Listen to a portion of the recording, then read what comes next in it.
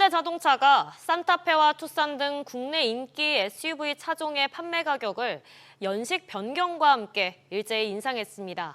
미국에서 차값 인상을 자제해온 것과는 다른 행보인데요. 관세 영향의 장기화로 점차 가격 인상 압박을 받는 모습입니다. 류정현 기자의 보도입니다. 현대차의 대표 스테디셀러 SUV인 산타페 투싼 가격이 비싸집니다. 기본 트림 기준으로 앞으로 산타페와 투싼을 사려면 이전보다 각각 116만 원, 77만 원을 더 내야 합니다.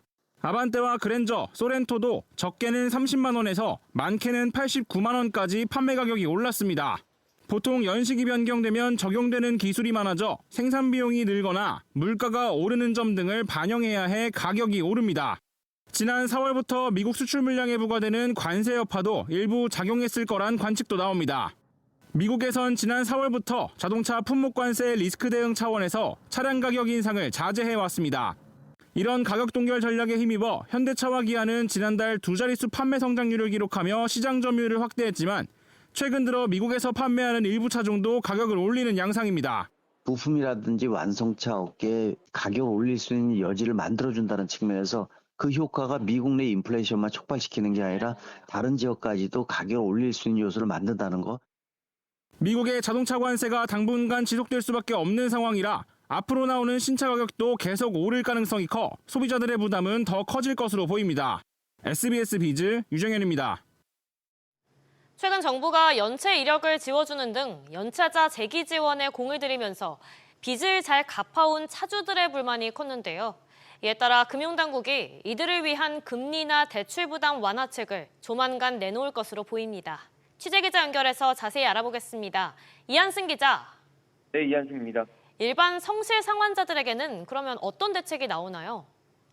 네, 금융당국이 최근 준비 중인 소상공인 금융지원 3종 세트를 일반 개인 차주들에게도 적용하는 방안을 검토 중입니다. 크게 금리나 요구권과 대출 갈아타기, 중도상환 수수료 등 이 세 가지를 개선하기 위해 고민 중인데요. 이미 개인 차주들에게도 금리나 요구권, 대환대출, 또 중도상환 수수료 제도가 있지만 실제로는 활용이 쉽지 않았습니다. 금융당국은 이용 편의성을 높이고 실질적인 부담을 덜어줄 수 있는 방안을 검토하고 있습니다. 대출을 잘 갚아온 차주들에게는 대환 시 이자를 경감해주는 방식도 검토 중입니다. 금융당국은 일반 차주들의 금융거래 시 도움이 될 수 있는 지원 패키지를 검토해 조만간 대책을 내놓는다는 계획입니다. 역차별 논란을 의식한 것 같죠? 네, 그렇습니다. 정부는 오는 10월부터 배드뱅크를 가동해 장기 연체자들의 빚 탕감에 나설 계획이고 연내에 연체 채무를 전액 상환한 채무자에게는 신용 사면도 단행하기로 했습니다. 앞서 정책 대출을 성실하게 갚은 소상공인에게는 최대 7년의 분할 상환과 1%포인트의 금리 감면을 지원하고 있는데요. 이처럼 연체자들과 소상공인들에 대한 지원이 쏟아지다 보니 연체도 하지 않고 성실하게 빚을 잘 갚고 있는 차주들과의 형평성 논란이 빚어졌습니다. 이 같은 논란을 의식해 이번에 대책을 마련 중인 만큼 균형 있는 지원책이 나올지 주목됩니다. SBS 비즈 이한승입니다. 정부가 경기 진단에서 오랜만에 경기 하방 압력이라는 문구를 빼면서 낙관론을 내놨습니다. 소비 증가세에 주목한 건데요. 다만 건설 투자 회복 지연과 고용애로 또 미국의 관세에 따른 수출 둔화 우려는 여전합니다. 지웅배 기자.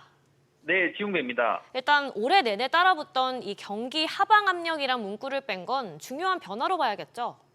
그렇습니다. 정부는 오늘 발간한 최근 경제 동향 8월호에서 정책 효과 등으로 소비가 증가세로 전환되는 등 향후 경기 회복에 긍정적 신호가 나타나는 모습이라고 평가했습니다. 특히 하방 압력이 여전하다는 표현을 이달 들어 삭제하고 소비 심리 개선에서 소비 증가세로 전환했다는 긍정적 표현을 담았습니다. 하방이란 단어가 빠진 건 지난해 12월 이후 8개월 만입니다. 다만 최근 우리 경제는 건설 투자 회복 지연, 취약 부문 중심 고용애로 미국 관세 부과에 따른 수출 우려가 지속되고 있다는 점도 분명히 했는데요. 즉 하방 요인 자체가 사라졌다기보단 내수 관련 긍정적 신호로 상방 요인도 존재하는 만큼 하방 압력만 강조하진 않겠다는 설명입니다. 지표상으로는 소비를 나타내는 카드 국내 승인액이 7월 6.3% 늘며 석 달째 증가폭을 키웠는데요. 건설 분야에선 투자가 4개 분기 연속 마이너스로 부진한 모습이고요. 수출은 반도체 업황 호조로 직전해보다 5.9% 늘었지만 품목별 관세는 여전히 변수입니다. 이런 가운데 정부가 유류세 인하 조치를 연장하기로 했다고요. 네, 이달 말 종료 예정인 수송용 기름의 유류세 인하 조치를 2달 더 연장합니다. 국민 유류비 부담은 여전한데 수입 물가가 반년 만에 상승세로 전환하는 등 국내 유가의 불확실성이 높다는 이유에서입니다. 정부는 이번 조치로 휘발유는 리터당 82원, 경유는 87원 인하 효과가 유지될 것으로 기대했습니다. SBS 비즈 지웅배입니다. 정부가 지방의 주택 시장을 살리기 위해 세컨드홈 특례 지역을 늘리기로 했습니다. 이에 따라 서울에 집이 한 채 있는 상황에서 해당 지역의 주택을 한 채 더 구입해도 1주택 세제 혜택이 주어집니다. 김한나 기자. 네, 김한나입니다. 이 세컨드홈 특례 지역에 어떤 곳이 추가가 됐나요? 네, 정부가 오늘 오전 경제관계 장관회의를 열고 지방중심 건설투자 보강 방안을 발표했습니다. 세컨드홈 세제 지원 대상 지역을 인구 감소 지역에서 인구 감소 관심 지역으로 확대하는 게 핵심 골자입니다. 강원, 강릉과 전북, 익산, 경북, 경주 등 9개 지역이 이번에 새롭게 추가됐습니다. 정부는 비수도권 인구 감소 지역에 대해 주택가액 제한을 완화한다고 밝히기도 했는데요. 이를 통해 양도세, 종합부동산세, 재산세 특례를 받을 수 있는 주택의 공시가격이 4억 원에서 9억 원으로 취득세 특례를 받을 수 있는 주택의 취득가액은 3억 원에서 12억 원으로 변경됩니다. 다만 집을 2채 이상 보유하고 있거나 같은 인구 감소 지역에서 집을 더 구입하는 경우에는 해당되지 않습니다. 뿐만 아니라 인구 감소 지역에서는 매입형 아파트 10년 등록 임대 제도도 또 1년간 부활시킨다고요. 네, 그렇습니다. 해당 임대주택에는 양도세 중과 배제 혜택도 적용될 예정입니다. 또 민간 임대주택은 1년간 한시적으로 6년 단기와 10년 장기 유형 모두 취득세 중과가 배제되고 취득세 주택수에서 제외됩니다. 정부는 지방의 악성 미분양 주택 매입 시 1년 동안 취득세를 최대 50% 감면하고 취득세 중과를 배제할 방침입니다. 아울러 한국토지주택공사는 지방 중공업 미분양 매입 물량을 기존 3천 가구에서 8천 가구로 늘리고 내년에 5천 가구를 추가 매입한다고 밝혔습니다. SBS 비즈 김한나입니다. 이런 가운데 올해 상반기 국가재정 적자가 94조 원대로 역대 4번째로 커졌습니다. 아직 2차 추가 경정 예산은 반영되기 전이라서 재정 상황은 더욱 악화될 전망인데요. 이런 상황에서 대통령이 확장 재정 기조를 시사하면서 재정 건전성 우려가 더욱 커지고 있습니다. 취재기자 연결합니다. 정보윤 기자. 네, 정보인입니다. 적자 규모가 더 커졌다고요? 네, 6월 말 기준 총 수입은 320조 6천억 원으로 지난해 동기보다 24조 7천억 원 증가했습니다. 법인세와 소득세가 늘어난 영향인데요. 총 지출은 17조 3천억 원 증가한 389조 2천억 원으로 총 수입에서 총 지출을 뺀 통합 재정 수지는 68조 6천억 원 적자를 냈습니다. 여기에 국민연금 등 4대 보장성 기금을 차감해 실질적인 정부 재정 상태를 보여주는 관리재정 수지는 94조 3천억 원 적자였습니다. 2020년과 지난해 2022년에 이어 역대 4번째로 많습니다. 이번 수치에는 지난달부터 집행이 시작된 2차 추가 경정 예산이 반영되지 않았습니다. 정부는 2차 추경이 반영되면 관리재정 수지 적자가 다소 늘겠지만 연말에는 예산에 계획된 111조 6천억 원 안팎으로 수렴할 것으로 보고 있습니다. 버는 돈보다 쓰는 돈이 더 많아지고 있는 건데 정부는 빚을 더 내서라도 재정을 풀겠다는 입장이죠. 네, 6월 말 기준 중앙정부 채무 잔액은 1,218조 4천억 원인데요. 2차 추경까지 반영되면 올해 국가 채무는 약 1,302조 원으로 처음으로 1,300조 원을 돌파할 것으로 예상됩니다. 이재명 대통령은 전날 나라 재정 절약 간담회에서 빌려서라도 씨를 뿌려야 하는 것 아니냐며 확대 재정을 위한 국채 발행을 시사했는데요. 이에 따라 곧 발표될 내년도 예산안은 성장과 민생 회복을 위한 재정 역할이 강조될 예정이라 나라 빚은 더욱 늘어날 수밖에 없을 전망입니다. SBS 비즈 정보인입니다. 대체거래소 넥스트레이드가 출범한 지 6개월이 되어갑니다. 시장 점유율이 점차 높아지고 있는데요. 월별 하루 평균 거래 대금이 한국거래소의 절반 수준을 넘었습니다. 관련 내용 취재기자 연결해서 알아보겠습니다. 오정인 기자, 네, 오정인입니다. 일단 넥스트레이드의 거래 대금 규모가 얼마나 되나요? 네, 12일 기준 8월 일평균 거래량은 2억 250만 주, 거래대금은 8조 2,446억 원으로 집계됐습니다. 같은 기간 한국거래소의 일평균 거래량 11억 6천여 주의 17.4%에 해당하고요. 거래대금 기준으로는 절반을 넘었습니다. 넥스트레이드의 국내 주식시장 거래대금 점유율은 최근 21거래일 연속 30% 밑으로 내려가지 않고 고공행진을 이어가고 있습니다. 지난달 31.8% 수준이었던 시장 점유율은 8월 들어 33.7%로 상승했습니다. 지난 3월 출범 첫 달만 해도 점유율이 3.8%였는데 약 9배 가까이 성장한 겁니다. 그런데 지금과 같은 흐름이 계속 이어진다면 향후 거래 중단이나 거래량 조절 조치가 이루어질 수도 있다고요? 그렇습니다. 출범한 지 6개월이 되는 다음 달부터 적용될 15% 룰 때문인데요.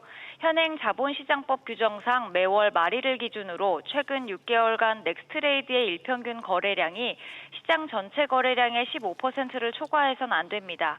올해 3월 4일부터 이달 12일까지 넥스트레이드의 일평균 거래량은 약 18만 주로 시장 전체 거래량의 11.4% 수준이었던 걸 감안하면 다음 달 24일 전후로 15% 선을 넘을 것으로 전망됩니다. 이렇게 되면 9월 말일을 기준으로 거래 중단이나 거래량 조절을 위한 제한 조치 등이 도입될 가능성을 배제할 수 없는데요.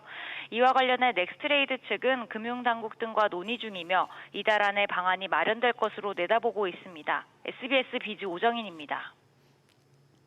K-팝을 소재로 한 넷플릭스 애니메이션 영화 K-팝 데몬 헌터스의 열기가 뜨겁습니다.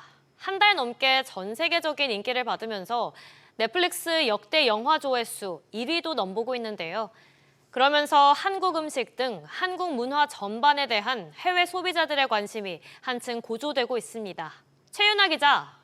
네, 최윤아입니다. 캐데온이라고 보통 줄여 부르죠. 이 K-팝 데몬 헌터스의 작품 조회수가 어마어마하다고요? 네, 넷플릭스에서 캐데언의 누적 시청수는 지난 6월 20일 공개 이후 7주 만에 1억 8,460만 회를 기록했습니다.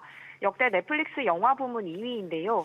현재 1위인 레드노티스의 조회수가 2억 390만 회로 캐데언에 대한 관심도를 감안하면 곧 1위가 바뀔 것이란 전망입니다. 캐데언 속 노래도 세계 양대 음악 차트를 석권했는데요. OST 골든이 영국 오피셜 싱글 차트 1위를 차지한 데 이어 지난 11일에는 미국 빌보드 메인 싱글 차트 1위에 올랐습니다. 또 영화 속에서 김밥이나 라면 같은 한국 음식과 문화들이 등장하면서 덩달아 주목받고 있다고요. 네, 주인공들이 라면과 김밥, 국밥 등을 먹는 장면이 등장하는데요. 구글의 글로벌 이용자 데이터에 따르면 한국 음식과 한국 라면, 설렁탕 등의 검색량이 역대 최다를 기록했습니다. 이미 불닭볶음면으로 K푸드 인기를 선도하고 있는 삼양식품을 비롯해 글로벌 시장 공략을 위해 로고도 바꾼 오뚜기와 신라면 툰바 등으로 해외 소비자 입맛을 잡고 있는 농심 등이 캐데언 효과를 볼 것으로 예상됩니다. 식품업계뿐 아니라 국립중앙박물관은 캐데언에 등장한 까치 호랑이 배지와 갓근 볼펜 등을 판매하면서 외국인들이 오픈런하는 진풍경이 벌어졌고요. CJ ENM은 이미경 CJ그룹 부회장 주도로 음악 경연 프로그램인 K-팝들을 이달 말 선보이며 한류 열풍을 이어갈 전망입니다. SBS 비즈 최윤아입니다. 부도 위기에 놓여 있는 여천 NCC가 우선 급한 불은 끄게 됐습니다. 한화에 이어 DL도 오늘 오전 긴급 이사회를 열고 1,500억 원을 지원하기로 했습니다. 다만 이 과정에서 불거진 대주주 DL그룹과 하나그룹 간의 갈등은 계속될 전망입니다. 윤지혜 기자. 네, 윤지혜입니다. 현재 어떤 상황에 있나요? DL케미칼은 오늘 오전 긴급 이사회를 열어 자회사 여천 NCC에 대한 1,500억 원 규모의 자금 대여를 안건으로 상정, 결의한 것으로 전해집니다. 여천 NCC는 DL케미칼과 하나솔루션이 50대 50으로 지분을 보유한 합작사입니다. 주로 국내 에틸렌 생산하고 있지만 업황 악화로 2022년부터 3년째 적자 상태의 재무 악화를 겪고 있습니다. 앞서 지난달 하나솔루션이 이사회에서 1,500억 원의 자금 대여를 결정한 데 이어 DL케미칼도 동일한 자금을 투입하기로 했습니다. 여천 NCC는 이번 달 말까지 1,800억 원, 연말까지 3,100억 원을 확충해야 하는 상황이었습니다. 양사가 자금을 지원하기로 하면서 여천 NCC는 일단 부도 위기에서 한 발 벗어난 것으로 분석됩니다. 하지만 이 자금 지원을 놓고도 DL과 하나 간의 갈등이 계속 있었던 상황인데 앞으로 해결해야 할 과제도 많다고요. 네, 하나는 신규 자금을 지원하고 재무구조 개선을 먼저 진행해야 한다고 주장하고 있는 반면 DL은 에틸렌 단가 조정과 중장기적인 대안을 먼저 세워야 한다는 입장입니다. 그러다 보니 이번 1,500억 원의 자금 대여 결정 과정에서도 파열음이 났습니다. 하나는 DL이 여천 NCC를 지원하지 않고 무책임하다고 주장했고 DL은 공급 계약과 납품 단가 설정 과정에서 하나가 공정하지 않다고 맞섰습니다. 여천 NCC도 일단 큰 고비는 넘겼지만 긴급 투여된 자금이 떨어지면 또 한 번 위기설이 불거질 수 있다는 불안 요소도 남아 있습니다. SBS BD 윤지입니다.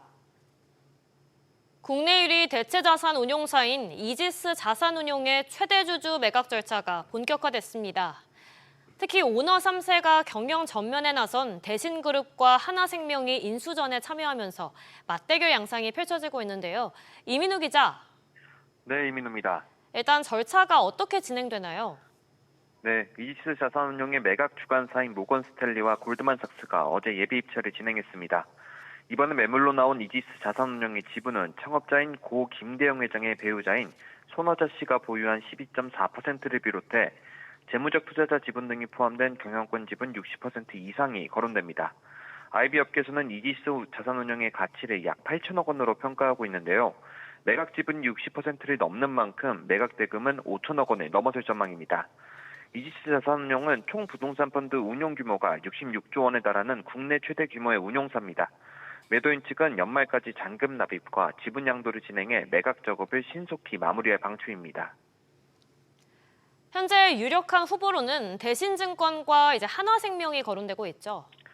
네, 유력 인수 후보로는 9.13%의 지분을 가진 대신증권이 꼽히는데요. 부동산 전문 자회사인 대신 F&I 보유 지분을 합하면 대신증권 측 지분은 총 12.39%로 손 씨에 이은 2대 주주입니다. 특히 다른 주주들과의 네트워크에서 장점을 부여했다는 평가가 나오는데요. 대신그룹 오너 3세인 양홍석 부회장이 나인원 한남 개발 사업을 주도했고 대신 밸류 리치를 최근 상장한 만큼 부동산 투자 사업에 적극적인 것도 한몫합니다. 김승현 하나 회장의 차남이자 오너 3세인 김동원 사장이 이끄는 하나생명도 또 다른 유력 인수 후보로 거론됩니다. 그간 하나금융 내부에서는 부동산 투자 역량이 악화됐다는 지적이 있어온 만큼 전권을 쥔 김 사장 체제하에서 본격적인 종합금융사로 발돋움할 기회로 관측됩니다. 다만 당초 인수 후보였던 다우 키움그룹과 콜버그 크레비스 로버츠 KKR은 예비 입찰에 참여하지 않은 것으로 알려졌습니다. SBS BG 이민우입니다. 지난달부터 대형 증권사들을 대상으로 임원별로 내부 통제 책무를 부여하고 문제가 생기면 책임을 묻는 책무 구조도가 시행되고 있는데요. 금융당국이 이르면 다음 달 현장 검사에 착수해서 책무 구조도를 제대로 준수하고 있는지를 들여다보기로 했습니다. 특히 이번 검사는 이찬진 신임 금융감독원장이 금투업계를 상대로 벌이는 첫 검사라는 상징성이 있습니다. 박규준 기자. 네, 박규준입니다. 금감원이 정확히 언제 검사를 나가나요? 네, 증권사 등의 금융투자회사 대상으로는 다음 달쯤 나가는 게 유력한 상황인데요. 금융당국의 한 관계자는 아직 확정된 건 아니지만 8월 말이나 9월 초로 말이 나오고 있다고 했고 다른 관계자는 을지훈련을 고려했을 때 8월은 힘들 것이라고 했습니다. 이번 검사는 금융투자검사 1국이 총대를 맵니다. 특히나 해당 김영순 금투검 1국장이 업계에서는 저승사자라고 불릴 정도로 대표적인 검사통이란 점에 업계가 긴장하는 분위기입니다. 현재 금감원은 지난달부터 책무구조도를 시행하고 있는 증권사와 자산운용사 37곳 중에서 검사 나갈 금융사를 선별하는 작업에 들어갔습니다. 은행은 은행검사국과 감독총괄국이 나눠서 나가고 보험은 검사 1, 2국에서 나갈 것으로 알려졌습니다. 어떤 사항을 중점적으로 볼까요? 대형사, 중형사를 안배해서 시범운영 과정에서 금감원 지적을 받은 회사 등을 중심으로 들여다볼 가능성이 큰데요. KB증권, 메리츠증권 등은 사전 컨설팅 과정에서 금감원 지적에 대표이사가 겸직하던 이사회 의장 자리를 내려놓은 바 있습니다. 미래에셋증권과 키움증권은 오너를 책무 배분에서 누락한 점을 지적받았습니다. 키움증권은 금감원 지적을 받아들여서 오너 2세 김동준 사장을 이사회 공동의장에 포함시켰지만 미래에셋증권은 박현주 그룹 회장이 국내 경영에 관여하지 않는다는 이유로 지금도 금감원 요구를 거부하고 있습니다. 금감원 내에서는 박 회장이 국내 경영에 사실상의 영향력을 행사하고 있음에도 책무에서 배제시켰다고 강력하게 의심하고 있습니다. SBS 비즈 박규준입니다. 스콧 베센트 미 재무장관이 연방준비제도를 향해 기준금리 B컷을 압박하고 나서면서 금리 인하 릴레이 가능성을 언급했습니다. 이제 기준금리 인하는 시기가 아니라 인하 폭의 문제가 되고 있는데요. 김한진 기자. 네, 김한진입니다. 트럼프 대통령뿐만 아니라 미 재무장관도 연준의 금리 방향에 대해 직접 거론하고 있네요. 네, 스콧 베센트 미 재무장관이 현지 시간 13일 블룸버그 TV 서베일런스 인터뷰에서 9월 FOMC 회의에서 이른바 B컷, 즉 0.5%포인트 인하를 시작으로 금리 인하 사이클에 들어갈 수 있다고 말했습니다. We should probably be 150, 175 basis points lower. So, I think the committee needs to step back. 다음 달 0.5%포인트 인하 B컷이 경제가 안 좋다는 신호냐는 질문에 베세트 장관은 조정이 필요하다는 신호고 금리가 지나치게 제약적이라는 것이라고 답했습니다. 앞서 연준은 지난달 기준금리를 4.25%에서 4.5% 수준으로 유지를 했는데요. 당시 베센트 장관은 금리 결정 이후 기존보다 하향 조정돼 발표됐던 고용시장 수정치가 만약 금리 결정 전에 공개됐다면 금리를 인하했을 가능성이 높다고 지적한 바 있습니다. 이제 다음 달 금리 인하는 기정사실화되고 있는데 이 B컷 가능성은 얼마나 높아졌나요? 네, 시카고 상품거래소 패드워치에서 연준이 다음 달 금리를 0.25%포인트 내릴 가능성은 94% 수준입니다. 어제까지 0%였던 B컷, 즉 0.5%포인트 인하 가능성은 6%를 넘겼습니다. 금리 유지 가능성은 0%로 뚝 떨어졌습니다. 다음 달 연준의 금리 인하는 이제 시기가 아니라 인하 폭의 문제가 됐는데요. 파월 의장과 연준 의원들이 트럼프 행정부 관세 정책의 인플레이션 영향을 좀 더 지켜보겠다는 기존 입장을 앞으로 어떻게 가져가느냐가 관건이 될 전망입니다. SBS 비즈 김한진입니다.